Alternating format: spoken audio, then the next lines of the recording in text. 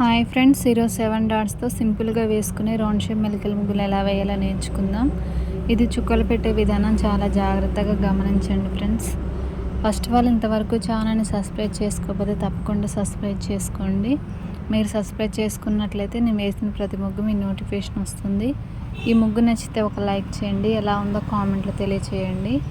మీకు ఎలాంటి ముగ్గులు కావాలన్నా కూడా నాకు కామెంట్లో తెలియచేయండి. ఓకే ఫ్రెండ్స్, కంప్లీట్గా చూడండి.